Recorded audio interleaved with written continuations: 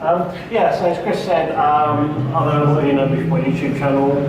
This is sort of my day job, which is I've sort of got a reputation amongst the sort of art, architecture, lighting design community in London as the guy that can just get stuff working. So these are just a few pictures of some of the various installations, like some mutant pandas and UFOs and other crazy things. And what I'm talking about is really that when you're dealing with art, it's a bit different to like traditional engineering in that, you know, your traditional engineering is you're solving a fairly well-defined, fairly specific problem. So, you know, your problem might come from, you know, here, we want to make this product, or we've got some specific problem that we need to solve. We want to do something, we don't quite know what, but we'll do something, or just, so that's sort of really a fairly traditional approach. So the process of that is, you know, you start with a problem, you start looking at what parts to use. Maybe you look at some websites at some sort of place that not too far away from here, maybe supporting. But you know, you decide what parts to use. You then go into like the production engineering side, figure out how do you make it cheaper. Then you get onto the really boring stuff, documentation, production tests, certification. And by that time, you're so bored of this thing, you just want to go home and do something new and take something apart. Now, I don't really get involved in that sort of stuff nowadays because my interest curve is sort of exponential. I really love the design and problem solving side, but as we go down that list, I get less and less interested in things. So the stuff I do now, you know, that sort of tends to cut off much earlier. So here's a typical approach, which has, you know, resulted in some, you know, quite interesting jobs. Here's something interesting. Oh, they're cheap. This is also one of these occasions where nothing beats a paper catalogue to just browse through and find cool, interesting stuff. So, you know, well, how cheaply can we make it do something interesting, or how many can we use, or, you know, just, you know, let's do something cool with it. So what quite often happens is I'll, you know, maybe build some sort of demonstration unit. Say I'll find an interesting display, I'll make up a little demo unit, show it to some of my customers who will now just spark an idea in them, you know, they'll get their creativity going. I'll maybe pitch it to a client or do something around it. And they like toys. I mean, who doesn't like toys? And when you're not necessarily solving specific problems, you've got a fairly sort of free canvas to do stuff, then, you know, the scope for integrating those toys and, you know, turning it into a business. So the specific project I'm going to talk about came from, literally, this is how it all started. I found these camera modules on eBay. You could buy a tray of 70, they're a bit more expensive now. I think they're about $100 for a tray of 70 when I first found them. I think maybe they're sourcing demand and they've got up a little bit, but they're dirt cheap, they're little camera modules, I think they go up to VGA or possibly one step higher than that. But yeah, they're cheap, they've got the lens, they're packaged, they're usable, and unusually, there's plenty of documentation. Now, OmniVision specifically are very sort of cagey with their documentation, but some of them, the data sheets have leaked out, so there's actually quite a lot of information, and probably the most useful piece of information on these is the actual register set. A lot of them you can get data sheets, and I'll tell you what registers do, and the power-up default values on the registers are invariably utterly useless. They will not do anything sensible if you just power them up. And there are lots of sort of magic registers that are either not documented, they don't tell you what they are, but basically you really need to start off with a set of register values which make it do something vaguely useful. Once you've got that, you can then start tweaking them. And these are generally initialized through I2C. It's very pretty much all camera modules. All the registers are set up through I2C. But you know, one of the nice things about this module, there were tons of stock, they were cheap, and they were documented. So it was actually quite easy to get these doing something. So, well, what do we want to do with the camera? Well, connect it to an LCD so you can see the image. I mean, what else would you do with the camera? In terms of the complexity, again, we want to keep this simple. You know, this really comes from, you know, how cheap and simply can we do something interesting with this device? We don't want to like just stick it into a Raspberry Pi or some massive computer thing. That sort of really defeats the point. So I figured, well, you've got this stream of data coming out of the camera. You can set the camera into a RGB 565 format, and that matches nicely with the format of the most LCD modules. So, okay, the cheapest general module, resolution for LCDs is QVGA 320 by 240. So they tend to be a little bit on the small side. So, okay, you can make a little sort of thing that's about that big. I've actually got a single unit there, which I'll show you later. But it's a little bit small. You know, art needs to be big and impressive, whatever. So, let's use loads of them. So the nice thing about doing that is that you can scale the art according to your budget. So how you almost sort of buy the yard. How much art would you like, sir? So yeah, repeat until you either run out of money, run out of wall, or whatever, or you use up all stock. So we settled, I sort of in discussion with my customer that was particularly interested in this. So we figured like a 12 by 15 array was quite a nice thing. So that gives like a wall hanging piece like about so big. So this is what became Vanity Mirror, which I think they've sold, 2 of these at some ludicrous price. So I'm just going to go into the actual, the technical, what's actually inside this, how everything was done. So first question is, well, okay, we've got this image data coming out of the camera, we've got this display. Well, do we actually need to actually store this at all? Now, it's not that much, 150k. I mean, these days 150k isn't much, but it's generally too much for a small, cheap microcontroller, and particularly a small, cheap microcontroller that comes in a package that you can put on the 2-layer PCB, because again, you want to make this big thing, you don't want to use more PCB layers than you need to, because some of that PCB is really just mechanical, it's not really doing anything, so you don't have to pay for those extra layers that aren't doing much work. So you think, well, RAM, external RAM is cheap, you can get like a 1 meg SRAM for maybe $1 or so, but the problem is, although the memory is cheap, actually making use of it can be surprisingly expensive, because generally it needs quite a lot of pins. That means you tend to go to a bigger package, which then means it's a struggle to get on the 2-layer PCB. So whether you're using a microcontroller or an FPGA or CPLD, you need quite a lot of pins, particularly for a static RAM, which you've got like the address bus and the data bus. So we'd like to avoid having that if we can.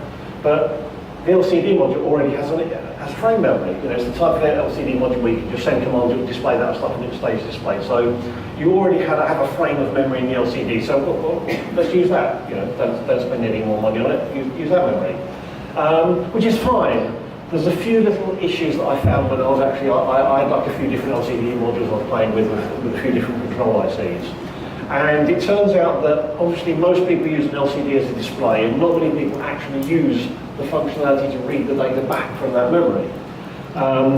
Which means I found that the documentation is sometimes vague, sketchy, in some cases downright wrong, and in some cases just not very well implemented. For example, most LCDs have configuration bits that let you tell you, if you squirt they trap them, like which way up it has to go, whether it's going left to right, right to left, top to bottom, whether it's the red and green light that way around or that way around, which is great, it's very flexible, but when you read it back, some of them take notice of those orientations, and some of them you always get the data out according to the physical orientation of the LCD, regardless of how it was written. So there's a few little things that you need to watch out for there. Most of this stuff is stuff you can deal with, but you have to mess around with the LCD to figure out what it actually does, because the data sheet is either not sufficiently clear or not sufficiently correct to be able to just work from the data sheet. So this is our basic bare minimum. For those of you, anyone who doesn't know what a CPLD is? Good, okay. It's a very simple logic device. It's like a smaller version of an FPGA. It's got some very simple logic that you can custom program. Now, one issue, the LCD modules tend to come in 8-bit and 16-bit variants. It's generally selected by a pin on the driver chip. Quite often that pin is bonded. When you get the LCD, it comes with a little flex PCB with a driver on it. And they quite often bond out that 16 and 8-bit hard, so you buy the LCD and it's a 16-bit because they've hard-coded that pin. Now, the very simplest approach would be to take the 8-bit camera data and feed it into an 8-bit LCD. But because the LCDs have these long flex cables, there's a limit to how high frequency you can send data to them. And from memory, this is something around the 8 to 12 megahertz before they start getting really flaky. So by using a 16-bit LCD, we can write twice as much data within that clock rate limitation.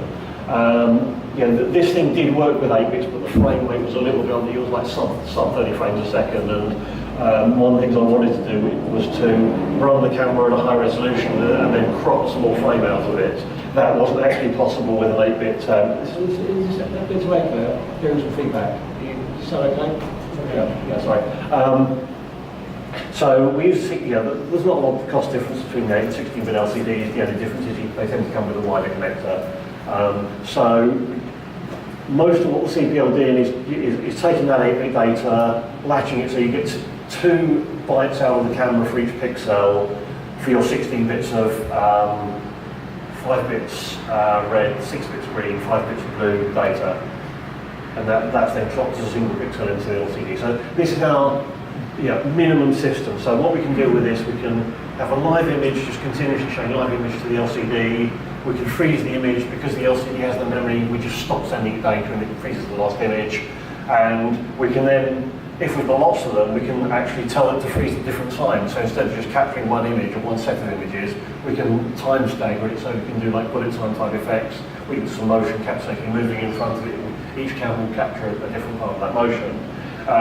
There's a few other things you can do just by tweaking the camera parameters. There's various like clock dividers and parameters you can mess around within the camera. So for example, you can get pixel doubling, you can pan it within the window so you can get some sort of scrolling effects, and you can do a few silly things like just color inversion and one or two other things. The other thing you can do is flash the backlight. Now you might say, well, that's a bit silly, why would you want to do that?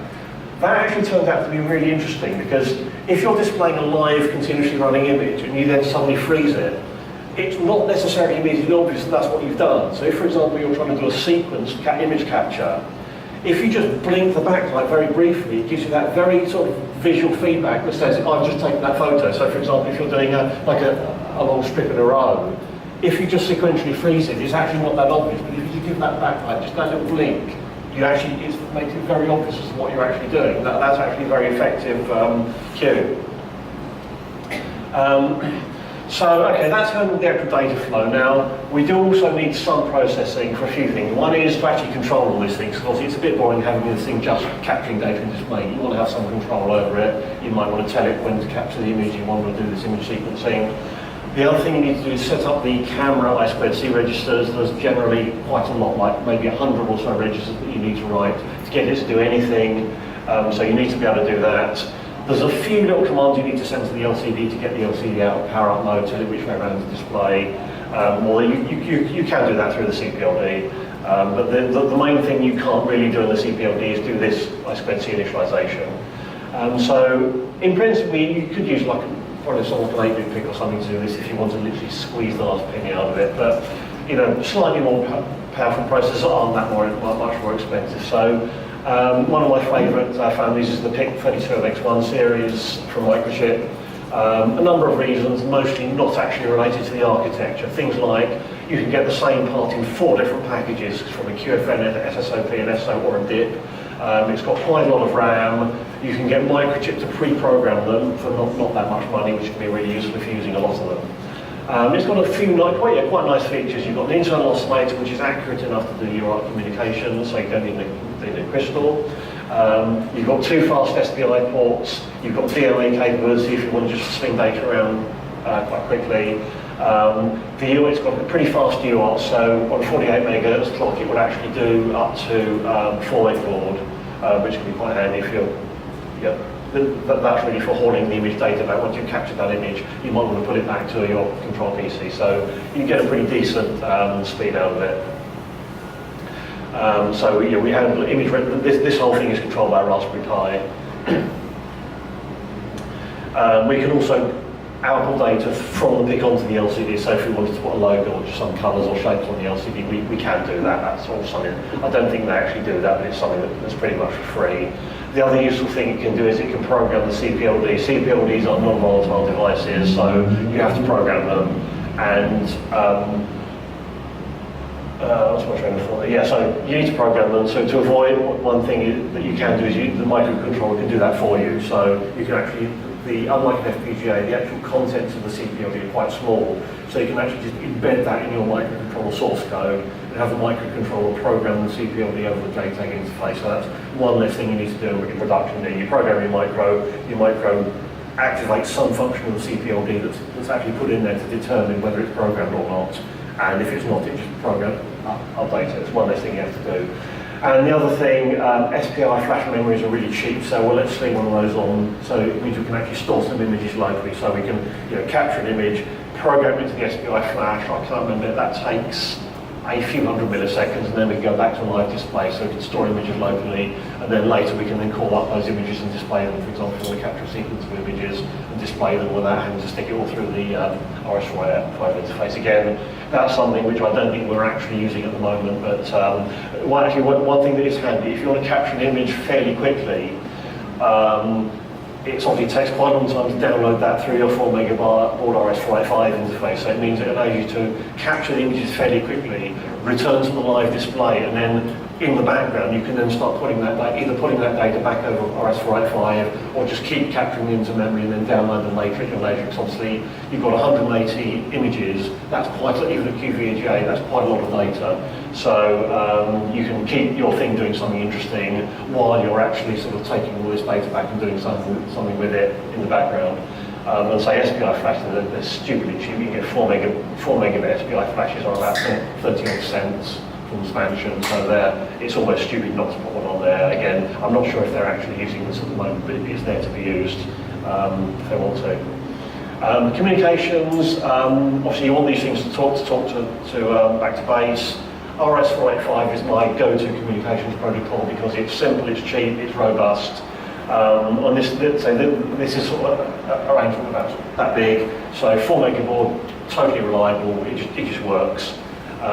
It's split up into 4 buses because 180 is quite a lot of loading on one RS485 bus, so there's 4 separate buses, 45 camera modules per bus, and we use the FTDI's FT42328, which is a USB to quad UART chip. And as long as you get the packet sizes right, you can effectively stream all those buses simultaneously.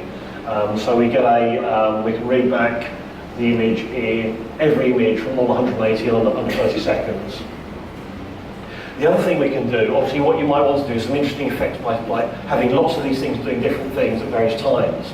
And it can be tricky to actually get that all timed right. So one facility we have is when we send a command, there's a bit that we can set in that command that says, don't do this now, just remember it. And then so we send that command to each of these units in turn. We then send a broadcast command that says go. So for example, we can send a command that says, grab a frame now, then the next unit would say grab a frame with 1 frame delay, next one with 2 frames delay. We can set all that up, and it doesn't, we don't count how long that takes. And then we say go, and it just, every one of those will act on that command simultaneously, and then do whatever it needs to do.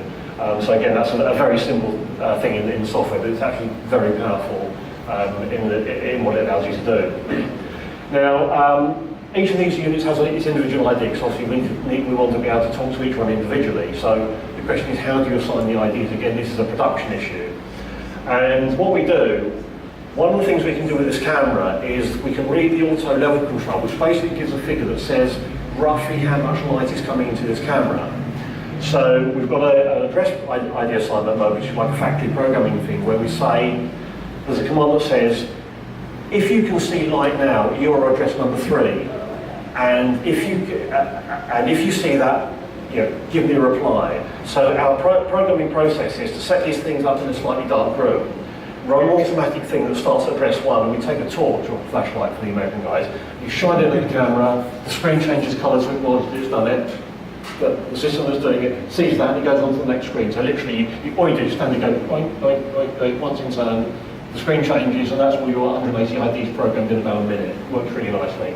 You just need to make sure that you haven't got any bright room lights, because if you get the lighting wrong, you just go completely crazy and all the IDs go all over the place. That's quite a neat thing. This board here, basically, obviously we've got custom boards from all the cameras and the LCDs. So this board is really to mop up all the odd little bits and pieces. So it's the USB to quad RS485 interface.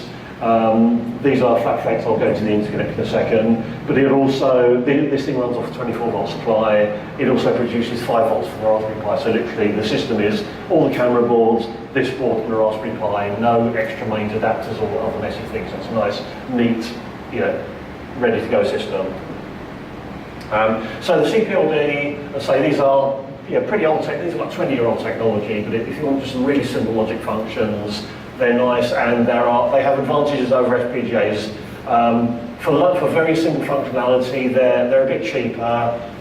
They're also available with more sensible pin counts. One big problem with FPGAs is nobody makes FPGAs with low pin counts.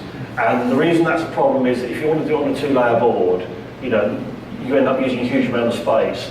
Now, we wanted to keep the whole PCB within the LCDs we're using are about that big, and we wanted to keep the whole thing within that outline. So we are a bit tight on board space, especially as we've got the connectors for the LCD and everything. So the only way to get an FPGA that size is to go to a BGA package, which needs multi-layers, which is horrible. So these are available in like QFP 44, 48, I think 64 pins. They're non-volatile, so you can turn them on, they're ready to go. Single power supply, so it's really easy to route them on a 2-layer PCB. And so all it's really doing is it's acting as a register to route that fairly high-speed data. It's data that's coming in at about the order of 12 or 24 megahertz. I can't remember. I think it's 24 megahertz is the fastest thing it actually sees. So it takes these parallel 8-bit camera data, fans it out to the 16-bit data bus with 2 latches. It also provides an interface so that the PIC can talk to the LCD via SPI. One nice thing about that is, I don't know if Xilinx and Altera may do the similar thing, but they actually provide you some source code, which you just stick that into your code, and it implements all the JTAG programming protocol. All you do is you add your own little module that literally tells it how to set 4 pins high or low, and you can take when you've compiled it, you design your CPO with high-level language like PHDL or Verilog, and their programming tool, you take the output, the file that you would normally program into the device using a dedicated programmer, it will generate a C source file, basically a const array with all that data. So you just take those C files, take that file, and your header that tells it how to wiggle the pins, and it just works. It's brilliant. So yeah, for a system just to build the program itself, it's great. It just works. No messing about. Brilliant. We've got basically a 16-bit register. There's also this divide by 640, which I'll go into in a second. So there's three jobs it has to do. The first job is live display from the camera to the LCD. So it takes our 8-bit camera data, and on every other pixel clock, it latches it here, then it latches it there, and it divides that by 2 and gives a right enable to the LCD. So every 2 pixel clocks we get from the camera produce one 16-bit write signal to the LCD. So the LCD is effectively clocking at half the speed of the camera, so it gives plenty of time for the data to get through and not get anywhere near its timing limitations. The other thing it's got, there's also a counter, so that you can count exactly 1 line's worth of pixels, so that this can actually generate a window, because sometimes what you want to do is put the camera into, say, VGA mode, so it's 640 pixels, which gives 1280 clocks, and you want to actually select only the first 640. You can mess around with the I2C registers to tell it where in the image to start, but there's some issues with actually getting it to stop. So the easiest thing is the CPU just clocks out 640 pixels and then stops. And at the start of each line, the PIC then manually resets everything, because we're talking at the end of each line we've got a few microseconds, which is plenty of time for a PIC interrupt to set everything up, ready for the next line, reset everything, and then we then grab the next line into the LCD. The second function is when we want the PIC to write into the LCD. So we have exactly the same register, but this time it's an SPI register. We just take our PIC SPI clock, we shift our data, just go shifts in, and then a divide by 16 generates the right signal. So we can just throw a torrent of data out of the PIC, and it will generate the right signal every 16 clocks. So we can just blast data into the LCD. We can use DMA to do that as well, so we can get very high bandwidth from the PIC to the LCD. The times we'd use this is if, for example, we wanted to, say, flash a fixed colour block on the LCD, or we want to display an image from the onboard SPI flash to the LCD. And what we can do there is we can have a foreground task that's reading data out of the SPI flash into PIC memory, generally maybe 1 or 2 lines at a time, because you haven't got enough memory to store the whole image. And at the same time, it's using DMA to output that data to the LCD. So you've got a very high bandwidth way of getting data from that SPI flash to the LCD. And the final function is to take the data from the LCD to the PIC. So if you want to read back all these images, and again, it's pretty much the same. We use SPI, again, this time we take the data in from the LCD, clock it through, and then spit it out to the PIC. So it's very simple functionality. I think we're only using about sort of 60% of the device to do that. So it's way simpler than what you need an FPGA to do. It's a very nice fit for the job. There's a few of them. Basically, there's two mode pins. The PIC just selects those two mode pins, one of these three modes, and there's an additional mode that lets it just read back some fixed pattern, just so it knows that the CPLD is there and has been programmed. If it's not, then it uses that to trigger the JTAG programming process as a factory operation. Power supply, so 180 cameras, 100 LCDs, that's going to take quite a bit of power. Now, the only fixed voltage that we need, the camera analog voltage has to be 2.8 volts. But it turns out pretty much everything else will also work on 2.8 volts. So the camera digital supply, the LCD analog and digital supply, and the PIC, and the CPLD will all quite happily work on 2.8 volts. So one problem when you start taking like these simple things and doing lots of them, okay, you know, this thing is simple, that thing's simple, then you start having the power supply and all the little details can actually start really piling up, now they're adding to your cost and complexity. So it's quite nice that we've got basically one single power supply running everything. We distribute power at 24 volts because of course without that amount of power, if we didn't do that, the current would be ridiculous. The only other supply we need is the LCD backlight. So we distribute a 24 volt supply around the whole thing. Each unit takes 35 milliamps, that's still like 6.3 amps for the whole installation, 150 watts. So obviously it would be, you know, we have to run that high voltage. 24 volts is quite a good compromise. If you go much higher than that, things like fusing and protection start getting a bit of a problem. Things like polyfuses, it gets harder to find polyfuses that don't catch fire under a fault condition.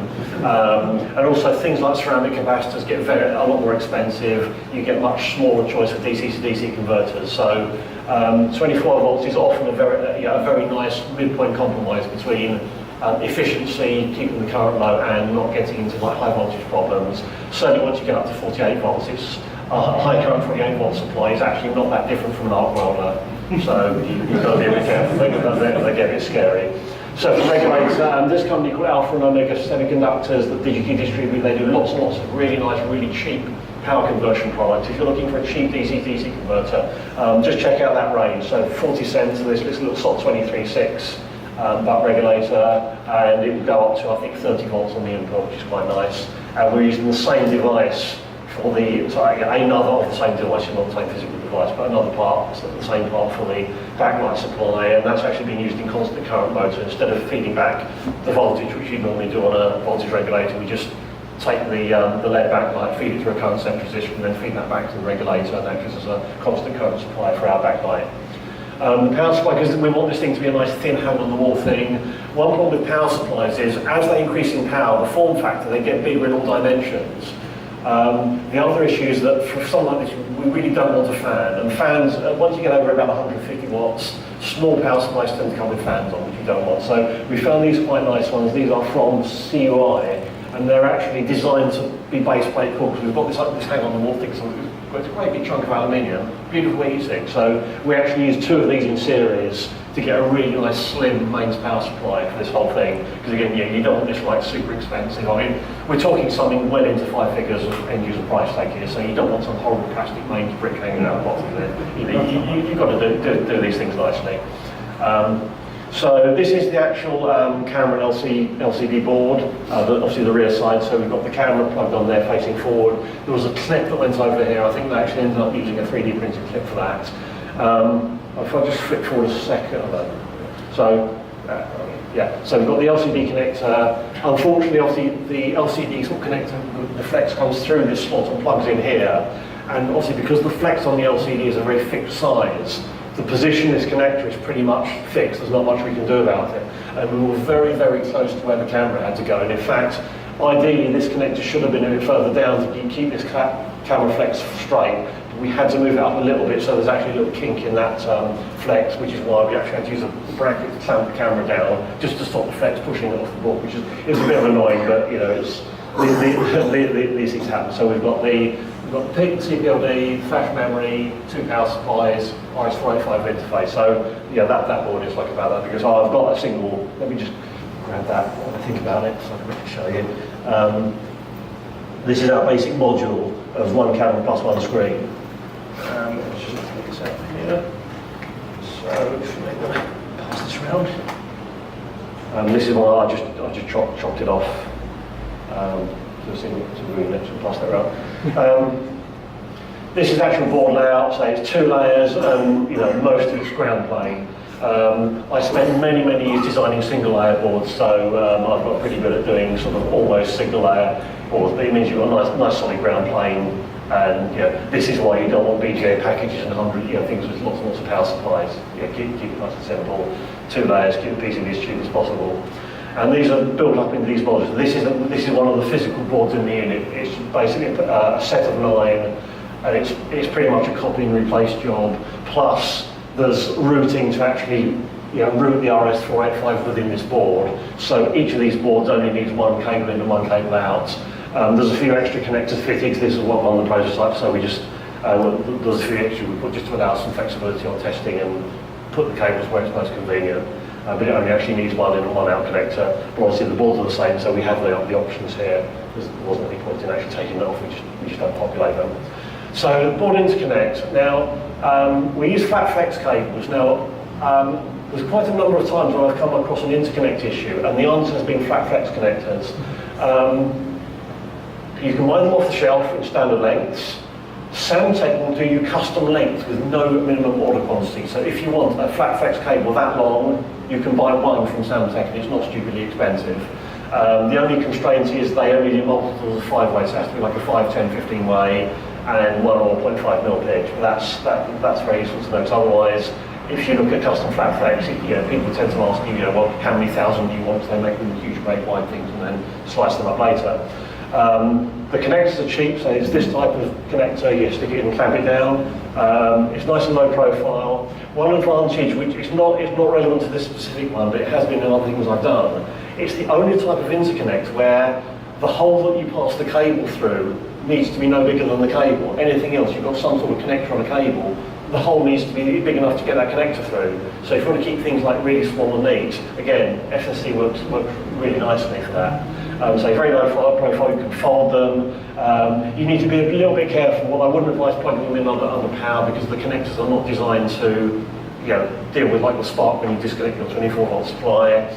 You need to be a little bit careful if you pull them out at a slight angle, because you get shorts in between cores. So things like designing the actual order of the pins within the cable is quite important. So for example, you don't put 24 volts right next to your data line, you maybe stick a ground in between, and maybe make them symmetrical, because they come in versions like this, but also versions where the contacts on one end are on the other side, and it can sometimes be a bit of a, if you've got these things connected, it sometimes takes a little bit of thinking as to which way around it needs to do. So if you can actually make it symmetrical, then you don't have to worry about that. It just doesn't matter which way it goes in. But yeah, definitely if you look, dealing with wire is a pain. So if you did it with cables, you'd have to get some cable, get some of the crimp the connectors on in it. You then have to deal with subconductors to do that, or sit with a crimp tool. So was that a quick question then?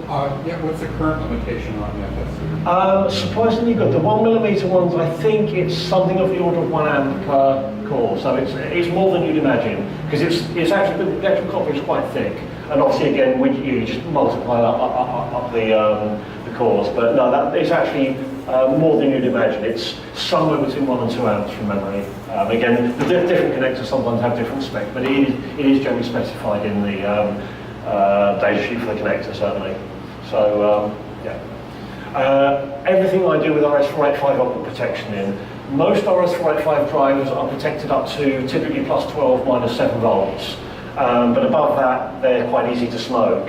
And even if it's only a very small possibility of getting that short, if everything's connected to the same bus, the results can be catastrophic. You've got in this case, 45 things on one bus. So if it's not protected, one short can instantly trash 45 boards, which is really not fun. So generally what I tend to do is I'll put a series polyfuse in there and a Zener diode. So the Zener protects the voltage spike, then the polyfuse opens to prevent the Zener going up in smoke.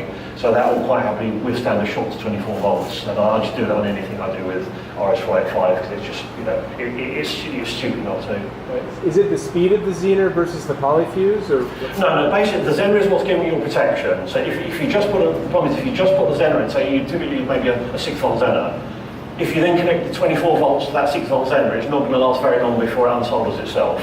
So the Zener protects the driver, and then the polyfuse protects the Zener. Okay, are there any artists in the audience? Okay, I'll apologise in advance if you take any offence from the next slide. With all these things, when you're somebody's actually trying to sell these things for a lot of money, there's a certain additional sort of ingredient, which I like to call ABS. You can probably guess what that stands for. So here's a typical example. I've highlighted some of the key words that, if you're trying to write your own, these are the sort of words you should tend to use. But most of my customers are used to my slightly cynical attitude to these things. So. And any of them that take really offence, I'll probably on the sort of people I want to work for anyway. Unexpected, interesting, when you do these things, quite often you think it's going to be one thing, but actually the interesting thing is something completely different. Now, this happened on this. Unfortunately, I don't have the video to show this, but what they started doing was, they set these things up and started putting these arrays of images back. So you've got 180 images, all taken from a very slightly different viewpoint. Now, if you then take those images and start basically averaging them together with different offsets, you get what's in effect a large-scale light field camera. So you can take a set of images, and by just changing those scaling, you can bring different people in and out of focus, or highlight different parts of the image. And say, I wish I had the video, because there's some brilliant videos just showing this. Say, for example, you've got two people standing in front, and you can bring one person into focus, and also almost a dynamic pan across it, and like a sort of focus pull across there. So the next thing we're thinking about doing is, it seems that the cameras are far more interesting than the LCDs in terms of what you can do with it. So the next thing we're talking about, I think it could be a lot more difficult than it sounds, is to have an array of a few hundred cameras doing this live with live video. So you can take, let's say, a live image of, one example, for example, maybe some sort of publicity thing for a station concourse. You have, you're taking video of a large crowd, and you suddenly pull somebody into focus in that image, and then track them through purely from this static camera array whilst all everything else is going around. So that's in the very early sort of talking about stages. I think, as far as I'm aware, nobody else has done it. If we can figure out a way of doing it for a reasonable amount of money, I think it would be quite nice, but there's a lot of very interesting problems. Just as soon as you go to trying to do this thing in real time, you've got a ludicrous amount of data, and it's figuring out how to deal with that sensibly. I've just got one little video of that thing, which I couldn't get to integrate into LibreOffice, so I'll have to play it separately.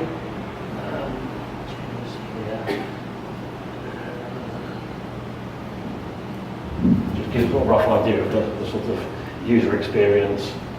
But so I think long term, the more interesting thing I think is going to be actually using this array of images and doing stuff with that. So yeah, well, Emily's doing her thing. Any questions?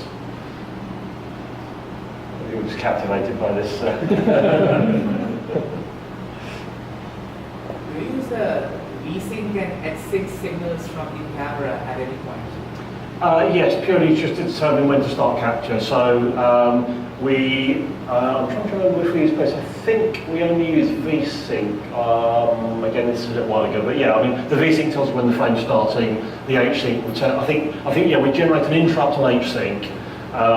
So that's what the people then use the SPI to send a couple of commands to the LCD to tell it I'm about to give you a line of data, and to set, and then flips the CPLD into its like pass the data through mode and reset its 640 pixel line counter. So we get an interrupt on every line, which is every sort of few tenths of microseconds, and the V-Sync is then just used as a global reset to know when we've finished. It looks like there is an automatic luminosity adjustment. Yeah, the cameras have their own internal auto gain control. This can be both good or bad. For this sort of thing, it sort of works. I think if we're starting to look at large camera arrays, I think that's something maybe we're going to need to lock the exposure. And again, that's something there's actually quite a lot of controls on the camera. You can lock the gain and the exposure time and various other things. But by default, the camera has an auto level control. And one useful thing, if it's in auto level control, you can actually read back the current level value, so you can actually get a figure that gives you a rough idea of how much light is coming into the camera, which can be quite useful, if nothing else, for that idea assignment stuff. Well, yeah. You did a series of videos on reverse engineering that I Yes. and other things, and it was a great series. How often do you find yourself having to go that deep in reverse engineering? Not that often. Obviously, for things like the camera module, I had to do a bit of playing around. If you're trying to use these consumer type products, they're often not very well documented. So, for example, on the LCD, I had to figure out what was actually happening with all the orientation effects when you're reading data back, because that was just, the data sheet was just meaningless. But not all that often. Most of the stuff I do is quite often just fairly standard, bunch of LEDs, bunch of drivers, whatever. It's only these are sort of the more corner case, oddball things. Where I have to sort of start doing that sort of thing. I hope you know. Yeah, in fact, specifically the iPod Nano thing, that I sort of started looking at that. My client really wanted to use these displays because they're square and they're nice and high resolution. So he just sent me a couple of nice iPod Nanos and said, just go see what you can do with it. And in parallel, they were looking at other LCDs on option, because I tend to scare the crap out of my clients, because I just tell them everything that could possibly go wrong. And then you only get nice surprises. So I kept saying, I don't know if this is going to be possible. Even if I can figure it out, it might be too complicated. We might need ridiculous high speed. So I kept saying, I don't know if this is possible. And he's like supremely confident. Oh yeah, like you'll do it. You'll do it. So after a while, I figured out how to do it, and I sent him an email that said "Game over" on the iPod Nano screen. And I attached an image, which was a picture of the nano screen showing the text, with a picture of him with the letters "Game Over" written on it. Any more? Yeah. Have you done any outdoor installations? A few. Outdoors is an order of magnitude more difficult, because just outdoor connectors are a real pain in the butt, sealing things, stopping water get in, particularly outdoor permanent stuff. Outdoor temporary stuff you can get away with, just cover everything in silicone and cross your fingers, but you really can't skimp on connectors. So for example, firstly avoid as many connectors as you can and put the connectors in the dry places. Use molded connectors, but there are some use a wireable waterproof connectors, but they are an absolute pain to wire up. You've got to screw them together exactly right. You've got to use exactly the right sealing grommet for the cable diameter you're using. And there's one project I did about 100 of those and never again. If you can find off-the-shelf molded cables, even if they're 3 times as expensive, use those. Water and things like outdoor equipment cases, I tend to use like die-cast aluminium boxes with sealing gaskets. And certainly you don't want to have anything that's outdoors and in sunlight, because then you've got all the UV stuff going on. But I tend to be extremely cautious. And for an outdoor permanent thing, I will not skimp on good quality cable cans, metal cases, good quality connectors, etc. Okay, thank you very much.